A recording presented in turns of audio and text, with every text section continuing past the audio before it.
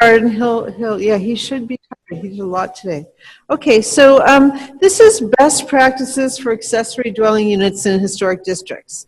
So, as way of introduction, Senate Bill 1069 was adopted to respond to California's housing crunch, and especially the lack of affordable units. So, additional units in single-family zoning, which were once called granny flats, were initially intended to be built for a family member to live in a separate unit on the same site as the property owner. The intended occupancy for these accessory dwelling units has been expanded to include non-related renters.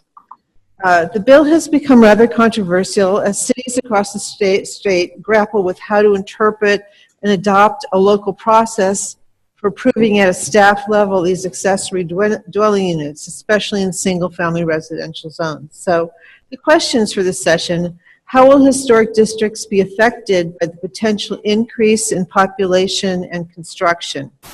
And a model ordinance, I believe, is being developed. So we're going to start with our illustrious, eminent legal advisor here. Wonderful, beautiful, smart. Deborah Rosenthal, who is a fellow of the American Institute of Certified Planners and has over 25 years in the legal experience in the legal profession. So I'm going to turn it over to her. I don't get paid for coming down here, so I make Juliana say nice things about. Well, I really wanted to have a conversation about accessory dwelling units, or ADUs. So I didn't prepare slides, and I have heard that Giuliano has been up the last 3 nights preparing to do battle. Well, no, only 2 nights preparing to do battle. I'd like to give a little history of the new legislation and some of the issues, and then we can talk a bit about ADUs. I'd like to start out by saying that California does have a crisis in affordable housing and a crisis in availability of housing, even at unaffordable levels. And I am a definite supporter of making more housing available. It doesn't solve all of the problems, but at least the theory is that as a scarce resource, prices go up. If it is less of a scarce resource, prices eventually, we hope, will either level out or possibly come down. And I wanted to start out by telling the story of a client of mine in Tustin, who was a young married with 2 children and not very much money. And he found a house in the historic district of Tustin, a small 2-bedroom house, which was well beyond his financial ability to buy. But it had a secret financial weapon, which is it had 2 very small efficiency units that had been built into the garage in the 1940s. He was able to rent those efficiency units. That rent allowed him to stretch to pay for the historic house, and it provided housing at less than $1,000 a month in Tustin for a single mother going to school and for a young couple. That is how accessory dwelling units are supposed to work. And I was very struck by the fact that it was not only, too often we think of accessory dwelling units as simply a way for an already bloated capitalist landowner to rip off tenants by overcharging them for accessory units. But if they're done properly, they really, I think, have a place. in historic districts as well as our other communities.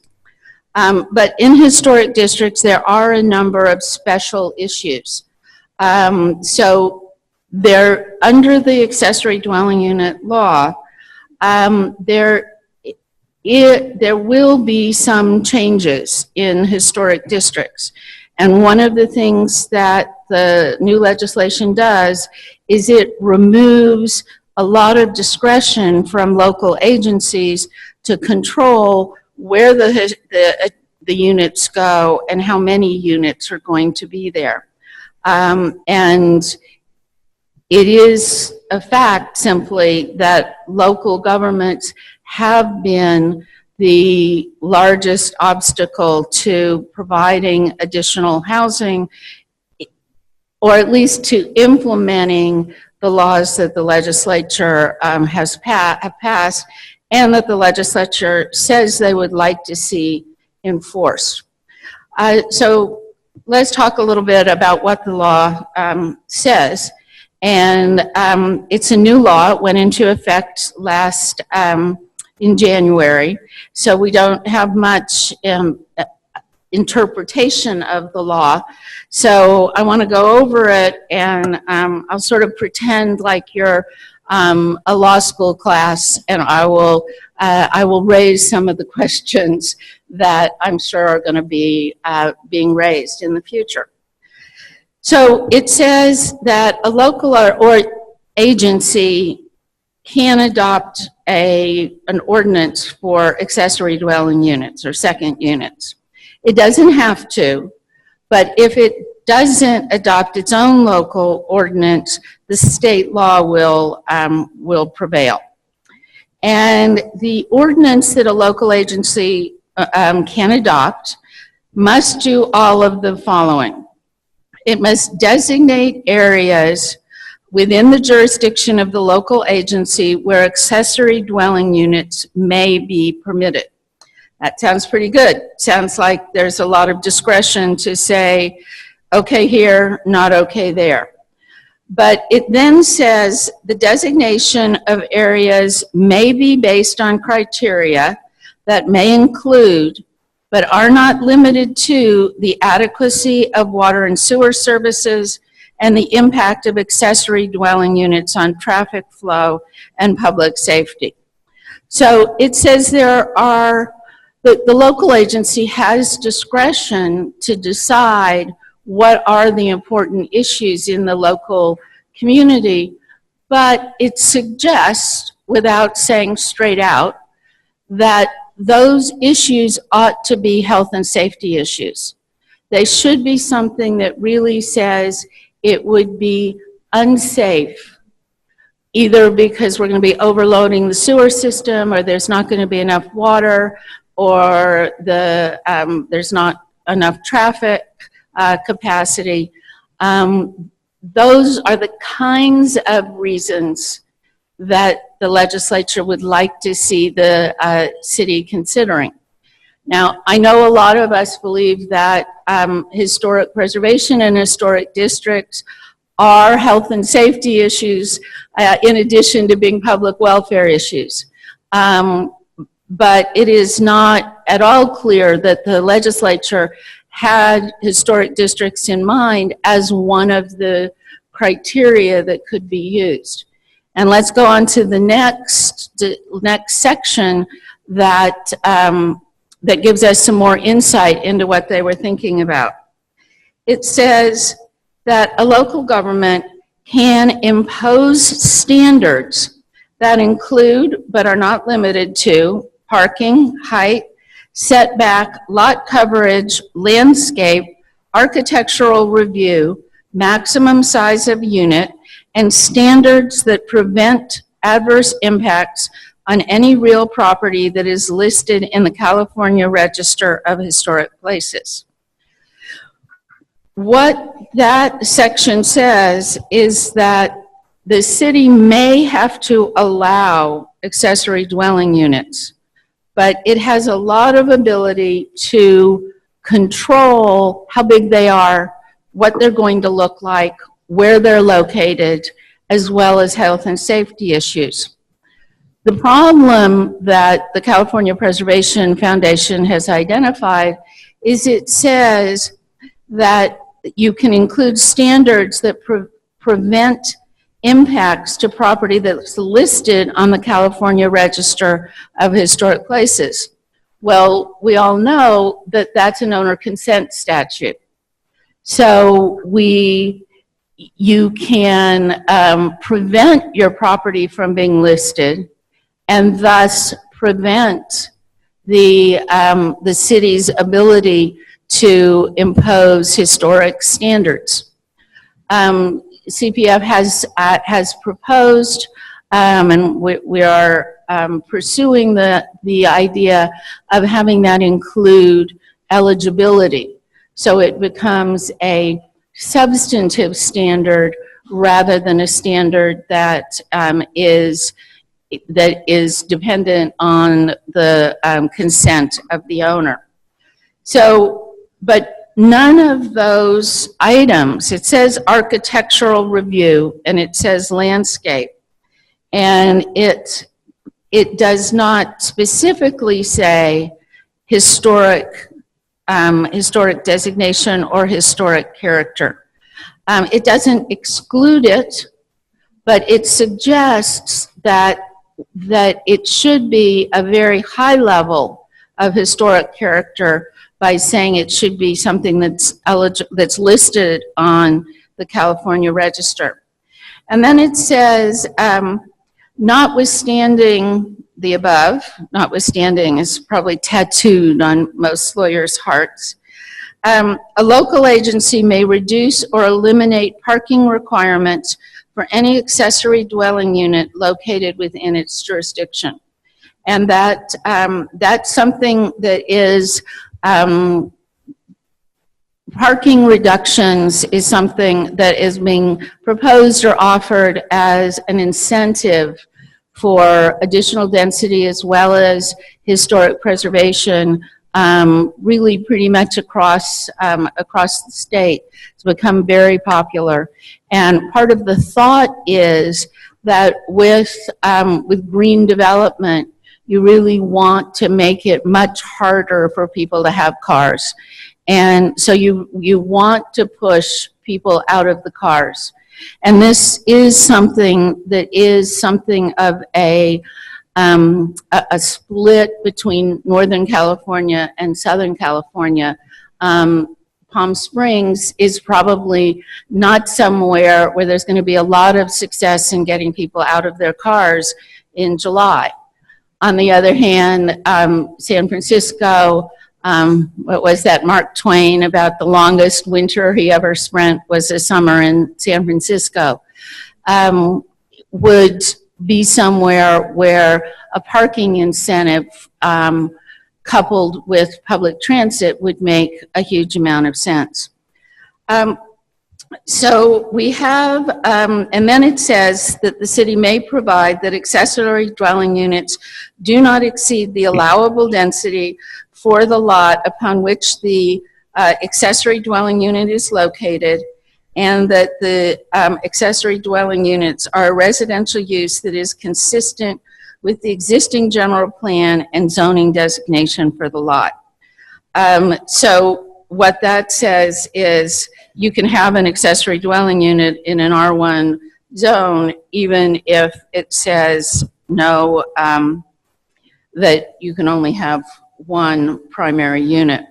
It then continues with a lot of more specific requirements. The basic rule is that the city cannot reject a what they call a junior accessory dwelling unit, or a dwelling unit that would be within an existing structure. So for instance, my client, those units had been constructed over the garage and inside the garage, and they were historic. But basically, you can add a unit without, you still have to meet health and safety requirements, but you can add a unit if it's inside, for instance, a carriage house in an historic district. If it is a detached unit, or if it's new construction, meaning attached to an existing house, there are going to be development standards. There's maximum sizes, I think no larger than 1,200 square feet, and they can actually be somewhat smaller than that. And it also can only increase the amount of lot coverage and living area by certain amounts. It is definitely possible to have architectural review, and we may find that historic districts need to be developing more architectural review standards in order to fit within this statute. Rather than simply sort of generically saying Secretary of Interior standards will apply. I know that one of the complaints that is frequently raised is about the question of short-term rental. And originally, granny flats 20 years ago, the idea was that they would be for your in-laws or for your children. It would be someone related to the main owner. That idea is no longer sort of a bedrock in the idea of second units. They really are intended to make housing more available even for unrelated tenants. However, this doesn't automatically mean that short-term rentals would be allowed in these units. And there are two things with that. One is that most cities that are concerned about short-term rental have successfully been able to either license them or under appropriate circumstances prohibit them. And there certainly would be situations where short-term rentals could pose the kind of health and safety concerns that the legislature said are a reason for excluding second units from an entire district. So that's an introduction, and then I believe that what I want to say is, first of all, I hope you enjoyed your Law 101, but I've also saved 8 minutes of rebuttal time. All right. Well, thank you, Counselor. Actually, I have to say that I feel much better listening to your interpretation than the ones that I've heard just ad hoc from the neighborhood. So I just wanted to provide you some of the counter arguments, and it does sound from what you're saying that even though the state has sort of passed on the burden of figuring out how to do this to local government, there is some reasonableness in the law so we can protect historic areas. So what I want to start with, first I'm not going to be so angry anymore, so thank you, thank you very much. I wanted to start out also, and I agree with what Deborah said, that we do have a housing crisis in California. I teach land use planning. That crisis and the lack of housing units is only going up. The lack of affordable housing units is going up at a higher rate. The lack of units affordable to very low and moderate income folks is going up at a higher rate too. What is also going up though is, even though this law provides for increasing the number of units, it doesn't do anything about stopping the need. So if the need keeps going up, and you can look at historically in California, the need has always gone up. So in a way, it's like saying we're going to control traffic by putting another lane on the freeway, which we know as soon as everybody comes and buys more cars and their kids buy more cars, that's going to be out of date too. So in a sense, and from a kind of a long-term planning sense, it's a little bit of a Band-Aid solution on a very complicated, wicked problem. We're trying to solve something, not having enough housing, which is a basic human right, into something that can be easily solved. And I guess where the anger comes in and where the dissension comes into this is that it seems from this that the burden is on single-family residential districts, historic or not. They were zoned for single-family residential, and now they're allowed to be multifamily. So I wanted to start with two little stories. The first one was when I was an undergrad at UCLA, I needed affordable housing. I've been emancipated since I was 16 years old. I always worked and went to school. So I looked for a place to live, and I lived for about a year of my senior year in a garage. It was in a nice neighborhood. It was a well-meaning person who was renting out their garage. I had no running water.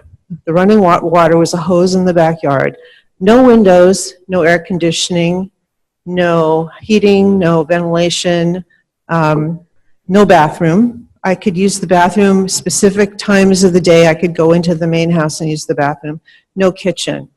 Okay, you can do that when you're 18, 19, 20. I couldn't do that today. It'd be a little bit hard for me. All right, so first story. So that was an affordable accessory dwelling unit, even though it wasn't labeled as such, and we didn't call them that in those days. Second example. I have a really dear student, a wonderful, wonderful student, who was applying for graduate school. And he asked me, he was a straight-A student, he was top of his class. He was the president of the student association. He was the kind of student that when you're a professor, you love to have. So he came to me and asked me for a letter of recommendation. I'll never forget this. This kind of changed my life. And I said, oh, sure, I'm glad to. I pulled up the copy and read it the other day.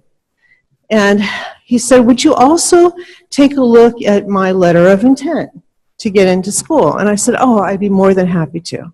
So I said, remember, you have like one shot. I was on the selection committee at Berkeley for a number of years. And I said, you have one shot, one good paragraph, maybe a couple sentences to grab the reader's attention. They're going to get thousands of letters, especially in those schools that are harder to get into. And you're going to have to give a compelling reason. What makes you different? You have to be memorable. What makes you different from everybody else who wants to be in that program? All right. So the first draft he wrote was a very boring, dry resume. Most students start out that way. And I said, no, reach into yourself and write from what you know, why you want to go to graduate school in urban planning. So I'm going to read to you what he wrote. You'll like this. He said, I grew up in an illegally converted two-car garage in the city of Los Angeles with my parents, brother, and 3 sisters. Our home had a bathroom, a makeshift kitchen, and rooms fashioned from the creative use of plywood partitions. I shared a twin-sized bed with my brother and occasionally my cousin, who would sleep over and often play Super Nintendo with us until dawn, or when we were chastised for wasting electricity and had to pull the plug. We spent most nights either freezing or sweating because our home had no insulation, no air conditioning, no heating. All of our hot meals were prepared outside on a propane-powered grill. Our personal space was non-existent, and sibling fights were common, mostly resulting from the demand on the tiny bathroom on school mornings. This lasted until I was 15 years old, when we received a notice from the city ordering us to vacate the property immediately. The ordeal was heartbreaking and would be the last time my family would live together under one roof. All right, so there are scores of people in California that are already living in accessory dwelling units, in quotes, and they are not monitored, they're not regulated, they're not enforced, there are no health and safety issues enforced. So the question here, SB 1069, is based on a really great intent. providing more housing, providing more affordable housing. But it also raises a lot of questions, and there's been a lot of discussion in Pasadena about this, and among my students about this. So the most important question, how will affordability be guaranteed, and how will the process increase the number of affordable units? So how in single-family residential zones will, especially in historic areas that are also the most protected class of single-family residential zones, how will these be protected? So without recording an affordability covenant or having rent control, there's no way to control whether units are affordable. And the argument again is that if you just make a lot more units, they're going to be affordable, which is very naive. So this is a great way for folks who are lower income who happen to own a house or even rent a house to create another unit for increased income, and to think that people are going to ask for less money out of the goodness of their heart when they're trying to use this as a way to increase their income is a little bit naive. So that's kind of one of the questions. Let's see. So without adequate rent controls, there's ways that you could register. So perhaps the city will do this. They'll have a department of affordable units or accessory dwelling units, and you'll need to register them just like you would need to register an Airbnb. So something else has to happen for these to be affordable. That's one of the biggest questions. So some of the other questions that I've heard from some of my neighbors, especially lately, and some of the property owners in historic districts in Pasadena was, how will the rights of property owners in single-family residential zones be protected? Okay, so originally these were supposed to be granny flats for a relative who could age in place and who could age with their family but be independent. Second units in Pasadena were not allowed in single-family residential zones, and they would only be allowed through the granting of general plan amendment. This is prior to SB 1069. All of a sudden, the state comes in and says, we're going to take out all the single-family residential zoning. So the question is this de facto rezoning of a single-family into multifamily zone without the process of due law? There will be no single-family residential property in California if, with this state law, right? So, thinking about this, in 1974, the Supreme Court, in the case Village of Belterre versus Boras, there was a question about what constitutes a single family, what constitutes a family. And the court said it was any number of related persons living together, but only two unrelated persons. Well, since then there's been case law, and that's changed for the number. In Pasadena, for example, you can have 6 unrelated persons living together, but you have to register as a group home. Okay? So what's really interesting, though, about that Supreme Court case is how they characterize the intent of single-family residential zoning. This is what the court said. A quiet place where roads are wide, people few, and motor vehicles restricted are legitimate guidelines in a land use project addressed to family needs. The police power is not confined to the elimination of filth, stench, and unhealthy places, meaning the health and safety portion. It is ample to lay out zones where family values, youth values, and the blessings of quiet seclusion and clean air make the area a sanctuary for people. All right, so Bungalow Heaven was designated, my neighborhood, by the American Planning Association as a great neighborhood, and it was designated as part of the Great Places in America program. It wasn't designated because it had 600 houses on the National Register or 1,000 houses on the local register, but because of the character of the neighborhood. So that cumulative character of a multi-property listing amounts to something. And even the Secretary of Interior Standards says you need to consider the character of the neighborhood. So how would that be protected? All right, that's another big question. How will amenities and support services be provided for transitioning housing for homeless people? Now, granted, the people most suffering in this crisis are people that are homeless. In Los Angeles, the city and the county has passed recent legislation and funding to build more housing aimed at that segment of our community. All right, so the only problem is if you're going to do accessory dwelling units, the county now is saying this is a good reason to have accessory dwelling units. We can take homeless people and give them places to live. Well, you can't take homeless people and give them a place to live without any kind of transitioning services. So are we also going to add to this legislation? Is the cities and the counties, are they going to add the funding for all those transitioning kinds of services? You can't take someone off the street and just put them in someone's backyard without helping them have a better job and having, you know, getting used to paying their bills and all those kinds of things. So what is that going to happen? All right, so given staffing levels, we know in San Diego that it's going to take, the complaint is that it's going to take 20 years to add 20 historic districts. Will cities have the staffing levels to allow everyone to add an accessory dwelling unit to their home? We've got 1,000 properties in my neighborhood, 600 on the national register, 1,000 on the local register. So let's say 1,000 units. How long would it take if everybody under due process of law wanted to exercise their right to add an accessory dwelling unit? How long would that take? And how would that help to the housing problem?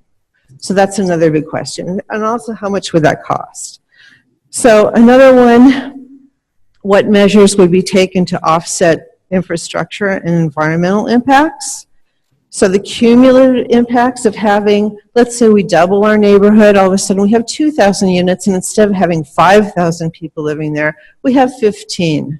Or we have, in the case of my student, who moved in with 8 people into a garage that were all related, which is not regulated. You know, what can the community bear and what can the infrastructure bear? And no one yet has done any of those studies. So luckily the law says that you have to look at those kinds of impacts. Well, we need to do the study and really see what that means if everyone's going to add a unit, okay? Then how will public safety and accessibility be assured? The same kind of question. How long will unregulated increases in occupancy, especially when the wait for approvals is very long? How long will that take, and how will it prevent children from growing up in garages without the provision of adequate sanitation, water, and so on? So a high number of residential fires occur in secondary dwelling units and garages, and given the limited visibility of ADUs and limited access through gates and long driveways and in small historic sites, a lot of hazards could be created, so there's concern about that. There's also concern about parking, but I won't even get into that. So what does this mean exactly for bungalow heaven?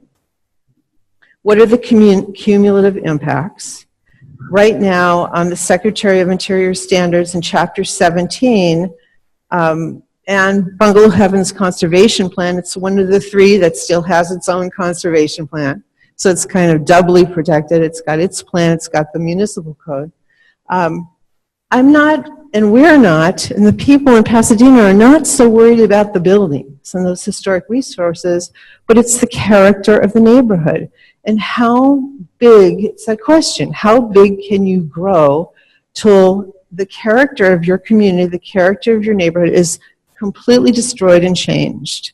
And those are kinds of the questions that you don't answer very quickly with a piece of legislation. It's going to take a lot more thought about what could happen. Wayne said that you can't regulate cultural values.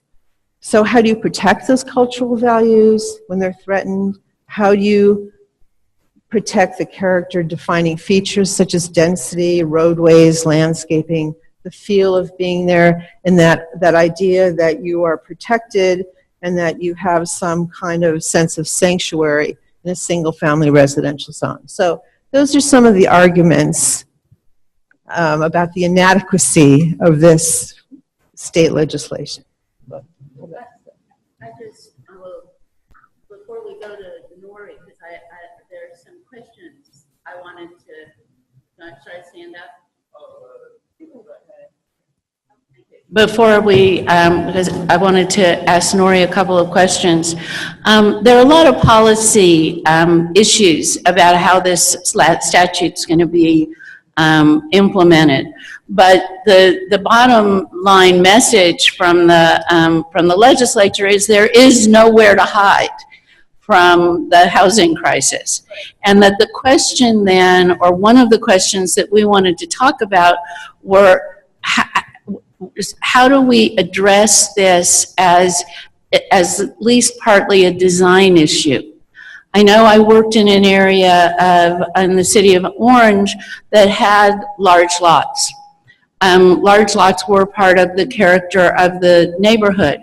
However, at the time they were built, many of the lots did have carriage houses. They had separate garages. So as a design solution, one question is, how do you look at the kind of accessory structures that were relatively common at the time some of the pre-war, especially pre-World War I houses were built? What kind of regulations and thought process do you go through to say we're going to be increasing density because the legislature says we need to do that, but how do we do it in a way that respects the original architecture? One of the issues in post-war architecture is that negative space was tremendously important.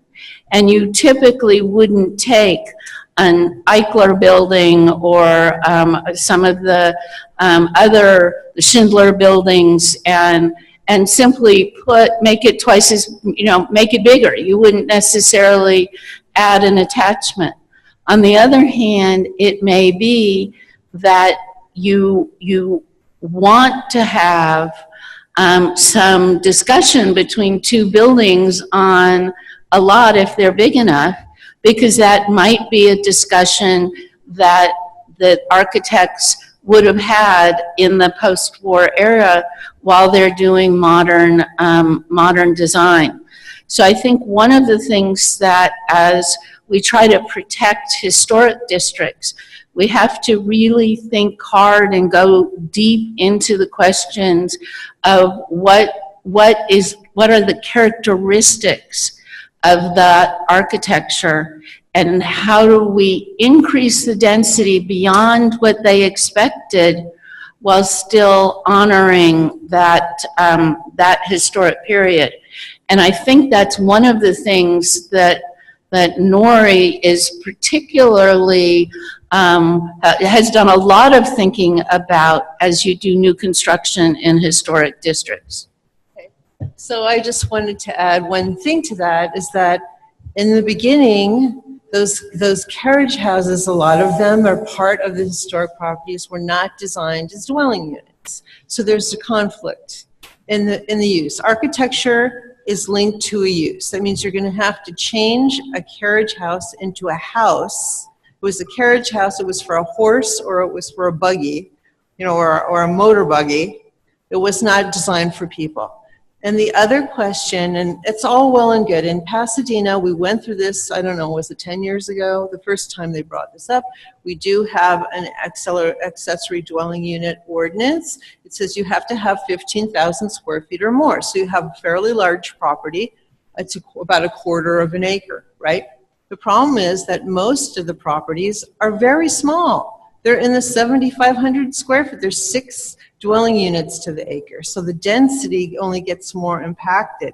So if you're going to start requiring, open space setbacks, health and safety, great. You could probably do that, and you could probably put people into carriage houses if you design them in a way that they meet the health and safety code.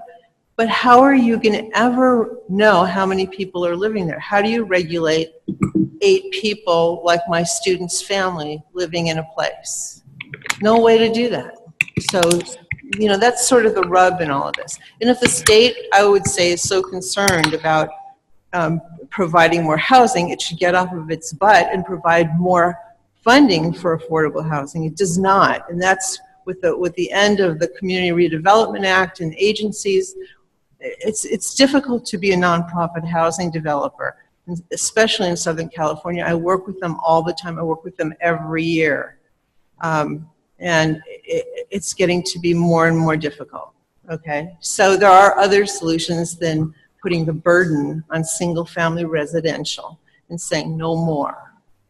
So there's a lot of things that can be done. That's my point of view. Point, counterpoint. So I'm happy to respond, but I think, oh, we've lost our... Did Nori leave? All right. Did he get dis- And I thought Wayne was also going to... Yeah, I have to leave in about 15 minutes. Okay, is Nori there? All right. Okay, hi Nori, sorry. That was my turn to be on the panel. Yeah, I have about 15 minutes before I have to leave, so I'm going to have to speak quickly.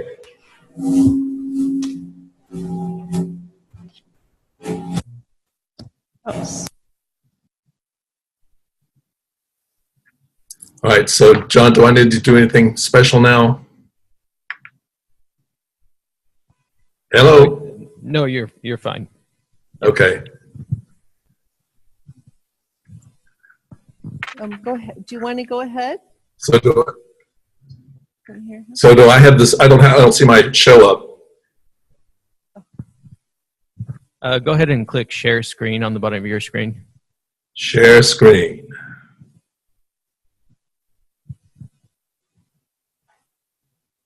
Okay, so I'm running it from my desktop, is that right?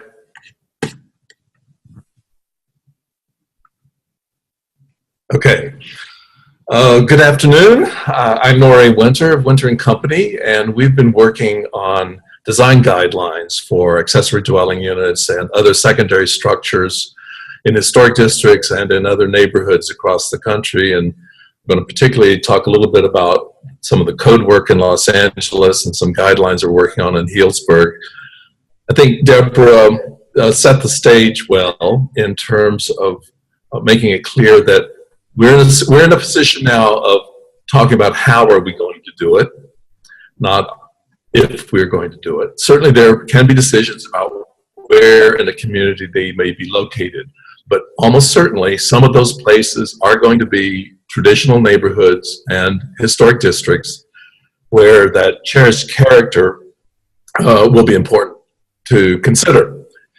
The experiences that I'm going to draw on are going to be bi-coastal, mostly California, but a little bit in West Palm Beach and a little bit in the middle of the country in Fort Collins, Colorado, that I'm going to walk you through here in terms of some of the tools that some communities are using.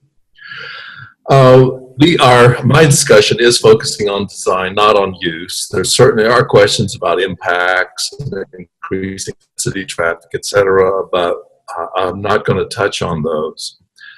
And what we have learned, though, through all of our work in design guidelines and in zoning across the country is that compatibility is a key question, and that depends on context. And there are a variety of tools that can be used, including design guidelines that we're all familiar with, and many of the principles that we would write for any situation in terms of compatibility of an addition to a building or a secondary structure or a garage are really the same ones that would apply to an ADU. But it does help perhaps to speak about them directly and think about some of the particular design issues related to them. As Deborah mentioned, there are traditions in some cases of that we've had experiences with in our older neighborhoods of detached secondary structures, of adding on a room to an existing structure, whether it was to accommodate grandma or a renter, and certainly the tradition of having small attached buildings. Something we forget about also are the early converted mansions, and then of course the new junior unit is not something new as well. That has been something that's been a part of our heritage for quite some time. This is an example of a 1980s carriage house behind an 1890s primary structure. And this is an example from that period in the historic district in Cambridge, Massachusetts, of the commission asking that the building step down in massing to be subordinate to the primary structure, but in some ways relate in terms of materials and use of detailing. It is an example of a house above literally a garage. And that tradition of garage apartments, of carriage houses with housing above, has continued, and these are some examples of more contemporary interpretations, and then some examples of the single detached small house, even down to tiny houses that we're now hearing about is certainly a part of the conversation. There are a couple of other forms to keep in mind. That is an attached unit, such as this one in Napa, that is a secondary unit attached to an original historic structure with a hyphen or connector. We also have the tradition, of course, of the small multifamily building and building types were units in a building, sometimes one smaller than the others, having some mix of price points, and of course the bungalow court's another example. What we forget sometimes is that those Victorian era buildings in the 30s and 40s and post-war period often turned into rooming houses for any variety of reasons, but they in their own ways were providing, if you will, those accessory dwelling units. We cheered when they all got restored.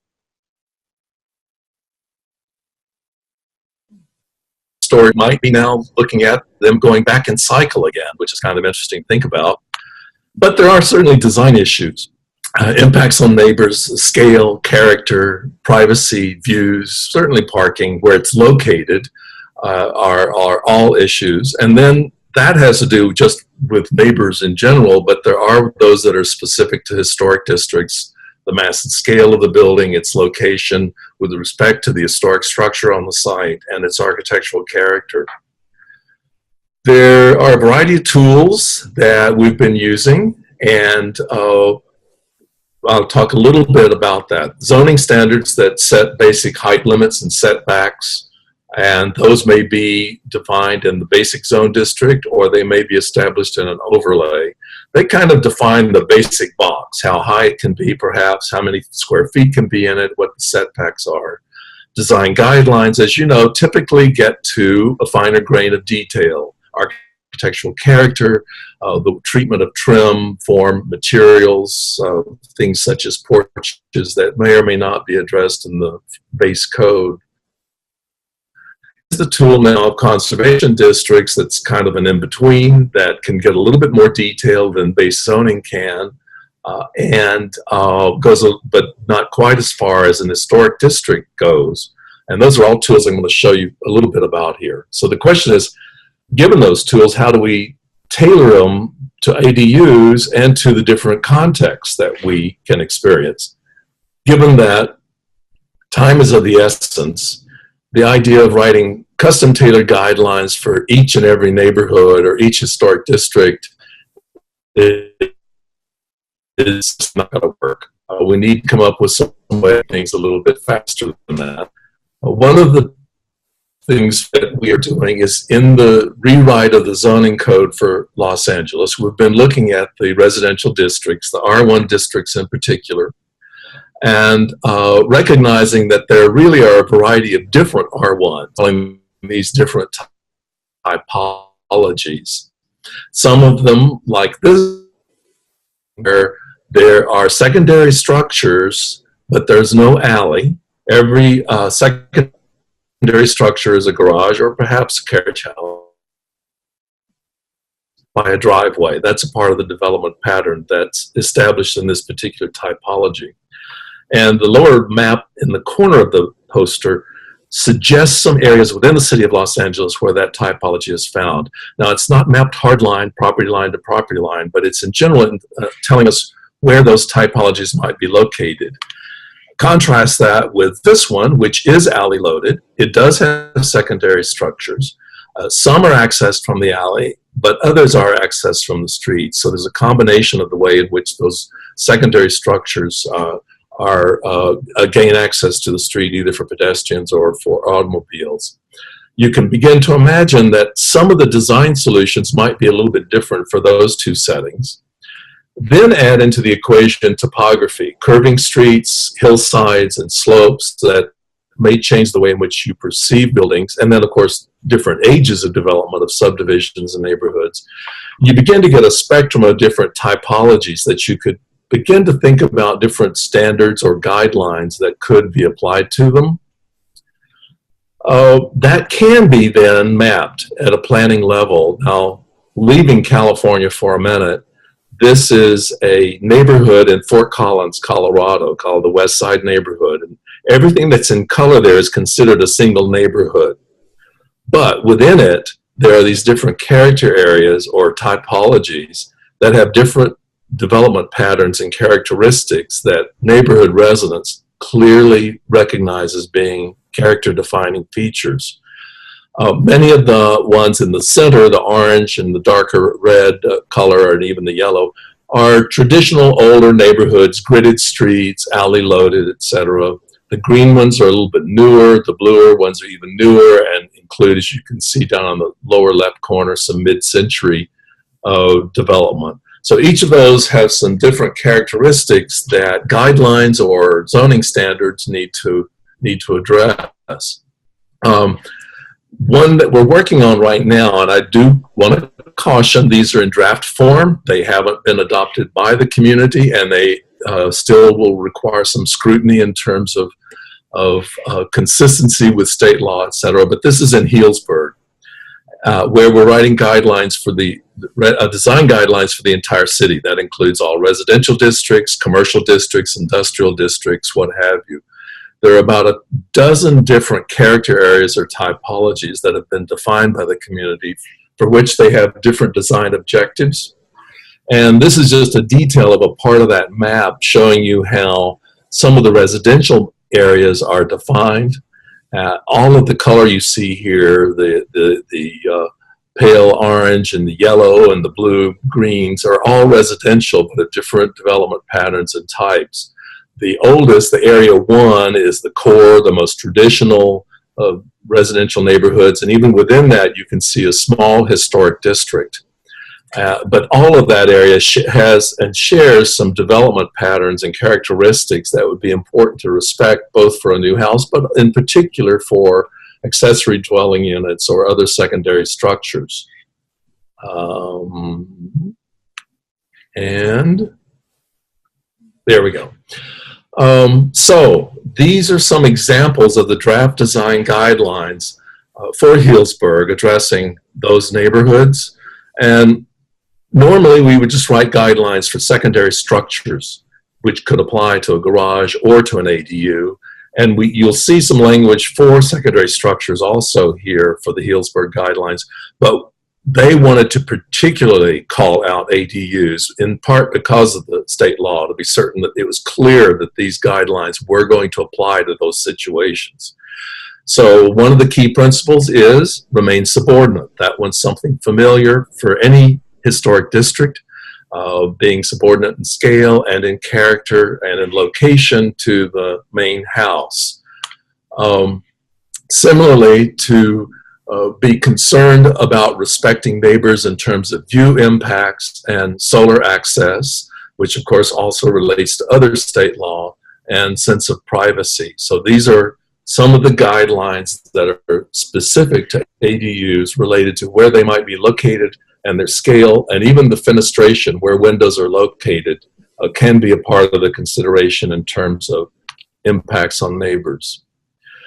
The placement guidelines, of course, generally nudge you to the back of the property, which makes the most sense. That's where we see them traditionally, and where they typically will have less of an impact on the key character-defining features of a district, albeit there is some impact on open space, there's no doubt.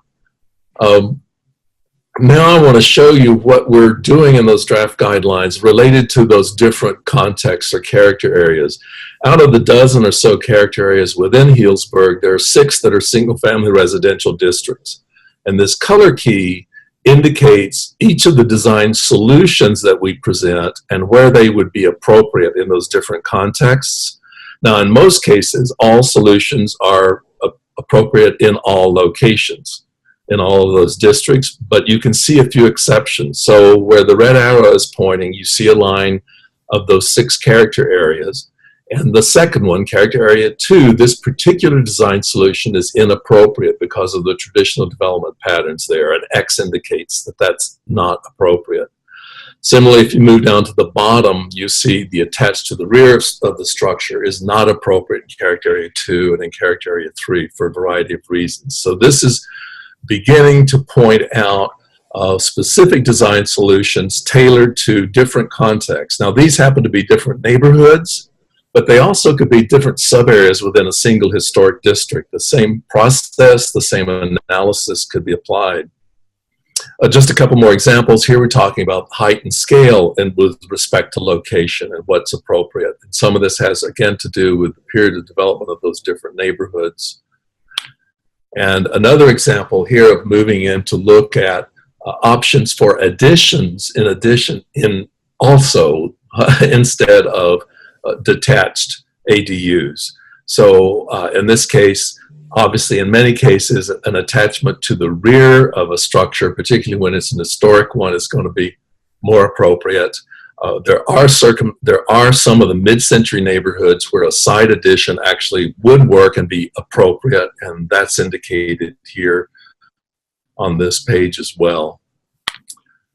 A couple of other just general pages. I wanted to reiterate how the same principles are repeated really for additions as well as being called out specifically for ADUs. That does a couple of things. It points out that the main consideration here is design compatibility, not use, not what's in that form, but that form is compatible with the building overall.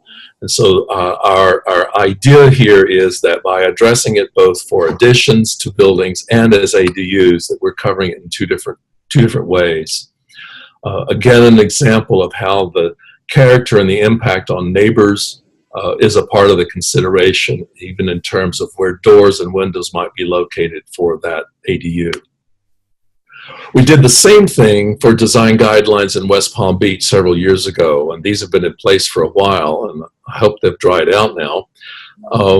But these also, for the particular styles of a variety of different districts, were illustrated, even down to roof form and appropriate building materials that are appropriate to the architectural character of these districts. Again, a couple of other examples about mass and scale. And what you'll see here is that we're really trying to emphasize solutions, ways to do this, not just saying, no, you cannot. And in some cases, even getting down to architectural character and the degree to which it should be compatible with and yet still distinguishable from the historic buildings. And this is an example of a more traditional approach. Obviously, there are some other very excellent contemporary approaches as well. I want to move away from guidelines real quickly to talk just a little bit about some code solutions as well. And this is an example from Durango, Colorado, where you will see columns here for 4 different contexts where some of the dimensional standards change based on the analysis of the development patterns that occurred there. What's particularly important here, though, is that there are different standards for setbacks for accessory dwelling units, and you'll see those highlighted there with the red arrows. And we did something similar, moving back to West Palm Beach for a minute, but now talking about design standards in the code rather than in guidelines. For their 14 historic districts, we identified a series of typologies and then drafted design standards in the code that related to those. And in this case, call out some specifically different standards for accessory structures. So in this case, there is a limit on the lot coverage for the accessory structure based on the proportion of the lot so that a reasonable amount of open space is still maintained. And similarly, that there's a separate floor area ratio for the lot so that the building remains subordinate and in proportion to the existing buildings. Now, some of these may take some rethinking in the light of the California law, but I believe all of these can be applied with careful analysis and study. Now, while those are setting limits, in a couple of cases, we're actually creating incentives for a detached structure, because in many cases, separating the structure from the main house can reduce perceived mass. And so in the new Los Angeles Code, there are some incentives for discounting some portion of floor area ratio that is constructed in a detached structure as opposed to having it inside the primary building. I just wanted to point that out. And one other thing that we're introducing in the zoning code for Los Angeles is the idea of an encroachment plane. And that's this gray building envelope that moves building mass inward from the primary, from the side yard setbacks away from neighbors to minimize looming. But we can actually sculpt that envelope to also reflect the reduced size at the rear of a lot. And so in this particular zone category, you'll see here a smaller envelope at the rear. And so an accessory unit would fit within that. And again, this keeps it lower than the primary structure and moves any second story walls farther away from neighbors than even those of the primary structure. So these are all tools for managing units both in zoning code and in design standards. Then lastly, I wanted to just quickly mention that there is another option in some cases, and that is for a conservation district, which is a lighter touch than an historic district, but is an overlay and is established through the neighborhood planning process. It generally does not address alterations to the skin of a building. Therefore, preservation of key features, that's of course an objective for an historic district, isn't addressed. But for some of our neighborhoods that we're concerned about that have great bone structure but aren't historic districts, this tool might be applicable and would allow us to address some of those same design issues that we're talking about in the design guidelines process.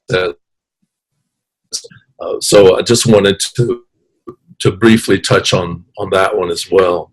So that was kind of a whirlwind through what we're doing, but I think the point is that there are a variety of design solutions for accessory structures and for those that happen to be ADUs, and that we can address those particularly when we're able to distinguish what the characteristics are of that particular context, whether it's an entire neighborhood or a sub-area within it. And so the concept of using these typologies or character areas as a way of managing a lot of data and enabling us to deal with many places of similar characteristics at the same time.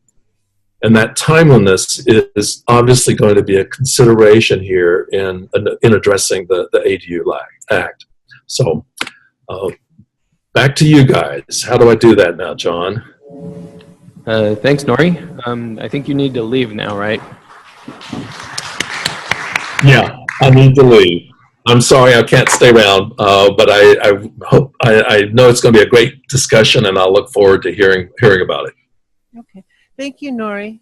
Can you hear me? I guess. All right. Deborah, did you want to add something? All right. Is this working? Can you hear me, or I could just use my teacher voice? Maybe I need to be. We need a mic. Okay. Oh, gosh. All right.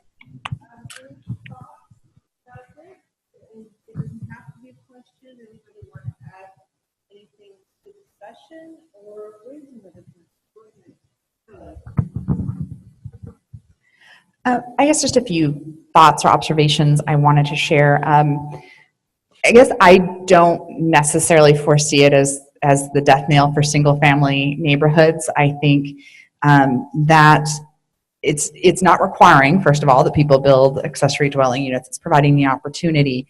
And there's a lot of people who will continue to value a single-family neighborhood as a single-family neighborhood, and their single-family home as a single-family home, and not want to build it. We've allowed accessory dwelling units in single family for a number of years here in San Diego, and single family remains alive and well. So I don't necessarily kind of see a doomsday in that regard. I also, accessory dwelling units are typically limited in size. And I think probably the bigger threat to historic properties and historic districts is more from property owners who buy a 1,000 square foot bungalow and really want a 3,000 square foot home and want to add 2,000 square feet to their 1,000 square foot bungalow. We see a lot more of that than we do of people coming in to build an additional dwelling unit.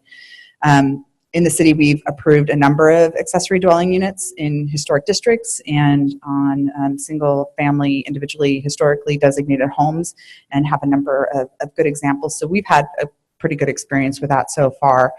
And then I think too that the trend really isn't without historical precedent, especially here in San Diego.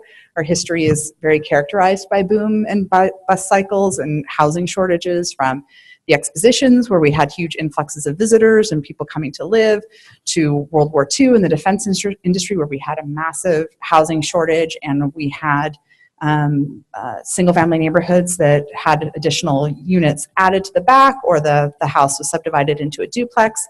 And now we're looking at those as part of the significant themes in those neighborhoods. And it's actually kind of part of the historic character and the historic significance. So, 50, 100 years from now, we may look at these ADUs as another layer of history in these districts as we continue to kind of re-examine the context. So.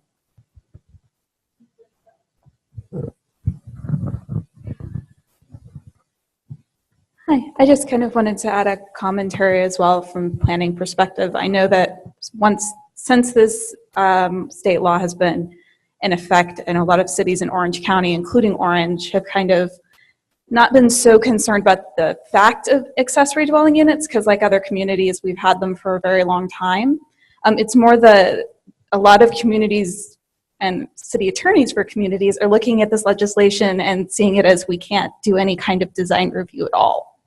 And I think that's the bigger concern that people have had. I know in Orange, we've taken a lighter approach to that as we've updated our ordinance, but a lot of other communities that we've spoken with pretty much have panicked and said, this is it, it's over, we have to deal with, whatever someone wants to build back there, and we can't control it.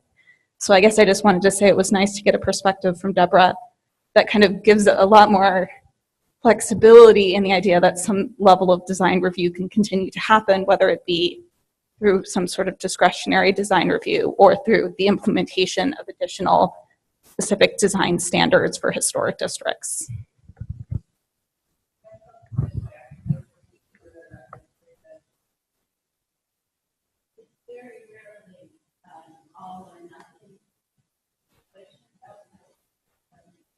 It's very rarely an all or nothing situation.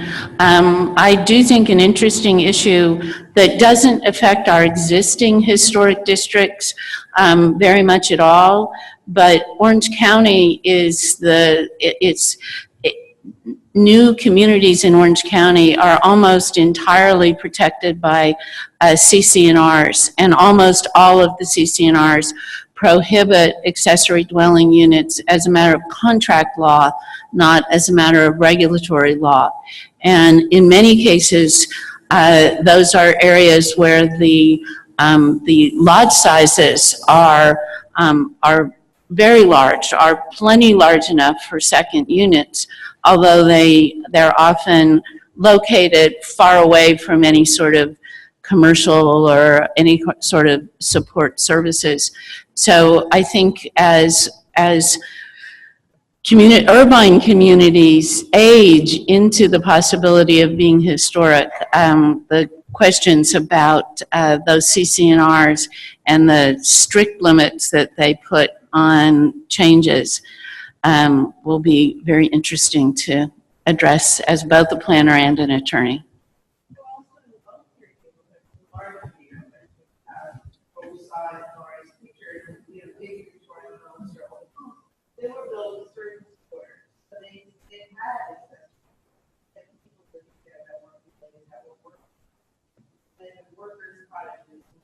But it was also dependent on having big property, so that's kind of the question. That you get how small the property is about.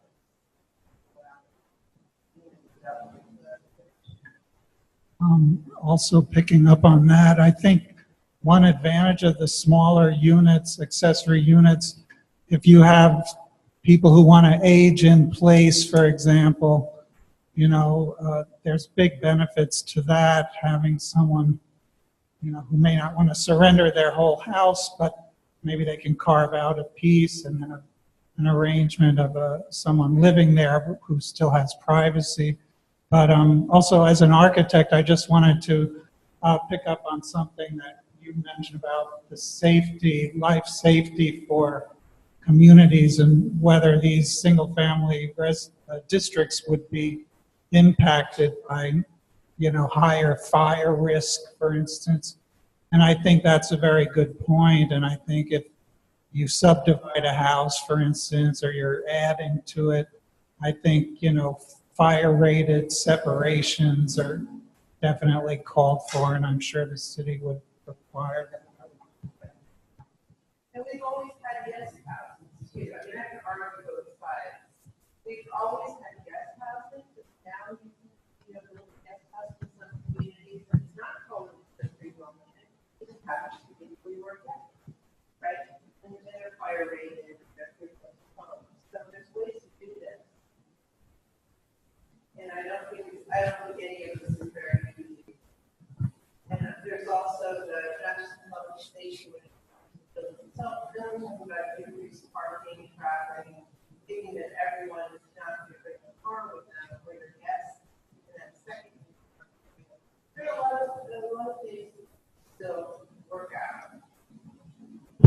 Hi, Deborah. I'm also from Orange County, San Clemente. We have some historic preservation concerns with the ADUs as well. I'm not the ADU expert, but it was my understanding that design review, though, is limited. You can't do discretionary review.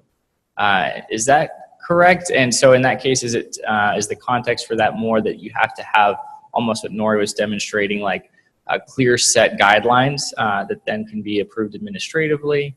If you could talk to that. I'm not really sure, because the legislation does say that you can have architectural review.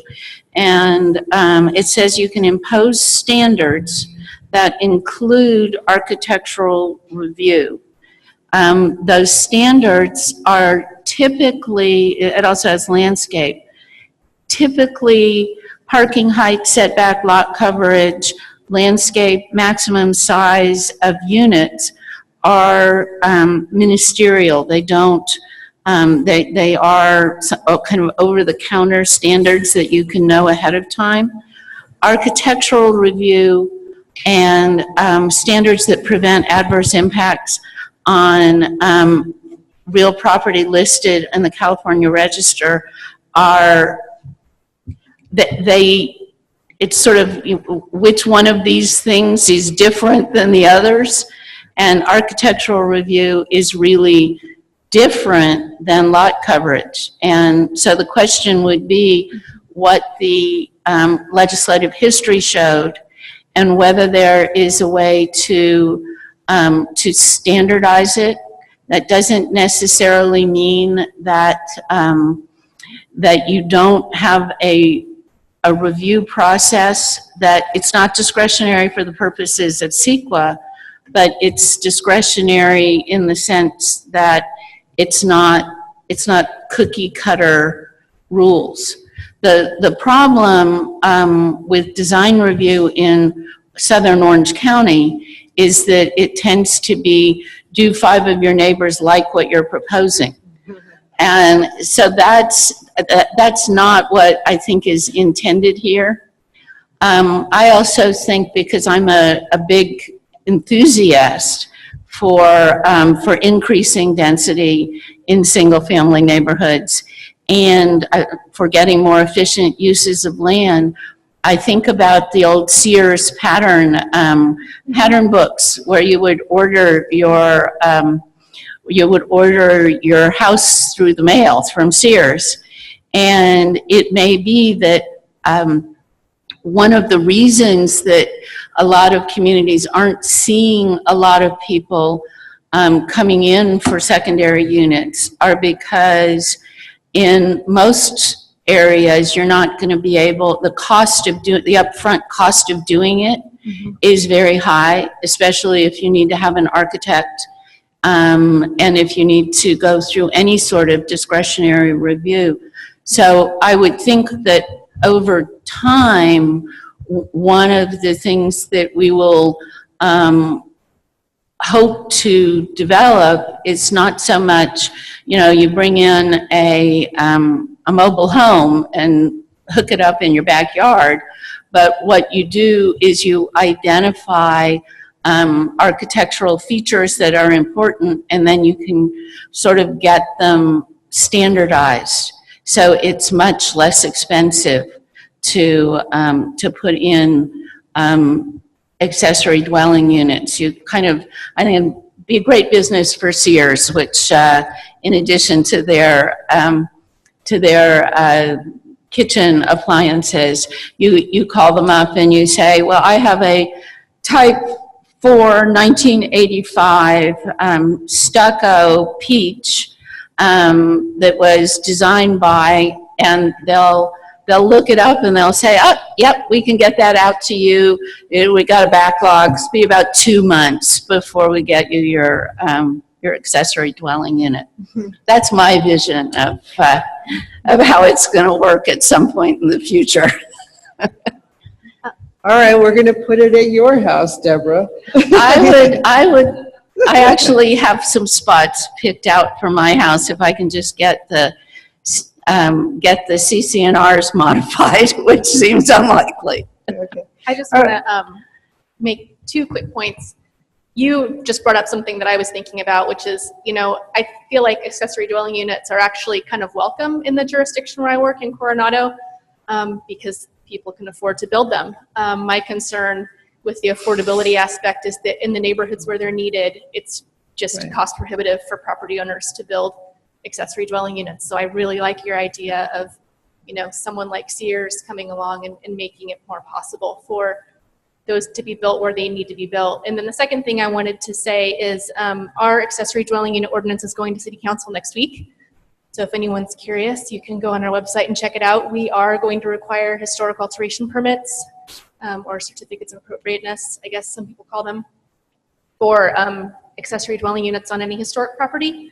And all other accessory dwelling units that aren't on historic properties are regulated by our residential design improvements standards program, which is in our zoning ordinance. So things like, size and location and all are regulated in Coronado, or will be regulated in Coronado. And will you have rent control as well? I wish we did, but no. Okay. Because that is huge. I mean, to keep them affordable. that's right. They're not going to be affordable. There's no way that the accessory dwelling units that are going to be built in Coronado are going to be affordable. And that's exactly, that was the point, is that they need to be built in neighborhoods where they will be affordable and not be built simply to be, houses for people's kids, or, high rent cottages. I think San Diego also San Diego's ordinance just go to City Council this week, and we don't know the outcome. Was there someone here? Did Kelly leave already? Is Kelly here? Oh, okay. We were hoping we could get an update on that too. I would just add that, like historic designations and historic regulations, affordability controls and restrictions are community choices. The California Supreme Court has ringingly endorsed the authority of local governments to impose affordability restrictions on different types of new construction within the last few years. So I think that we can hope that if the housing becomes less of a scarce resource, it will affect pricing. But that is something that communities can decide that they want to do. And certainly the invitation from the state for the housing elements and the regional housing needs assessment information, the invitation from the state to include affordability in how local policies is there. And just a question, just a point of information. I didn't follow the legislative, the legislation. I haven't read the legislative analysis for the bill, but was it considered at one time to put requirements that there be rent control or be affordable? I would think the affordability advocates were very strong in getting this approved, and I was wondering why that fell out of the legislation. Well, I think that it is typically affordability is imposed as a condition of a development approval, and you spread the cost of below market rents on the other people in the development. Or you require some sort of subsidy for something that was going to apply across the state. I don't know what the affordability discussion was going to be. In other words, 100% affordable? What every other house on the street affordable? It becomes, unless there is some sort of governmental subsidy, or there's a large enough project to absorb the cost of subsidizing affordability. I don't know how that would have worked.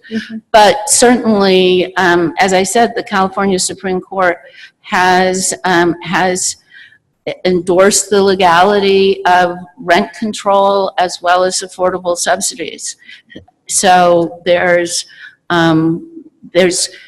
community interest and commitment that's the issue, rather than the availability of the legal tools. Thank you. Maybe every third house on the street. So people are standing in line going, you first. No, you first. All right. Okay. Any other questions, comments, anything? Had enough? Everybody on information overload right now? Okay. And the sun is out. We're in a beautiful place. And I want to thank you all for coming today. You've been a terrific group. And I hope you will take away some important things and bring them to your communities. And yes.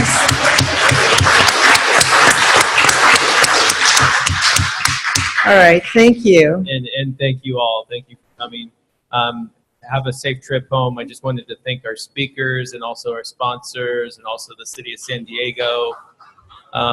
And Diane Kane. Absolutely.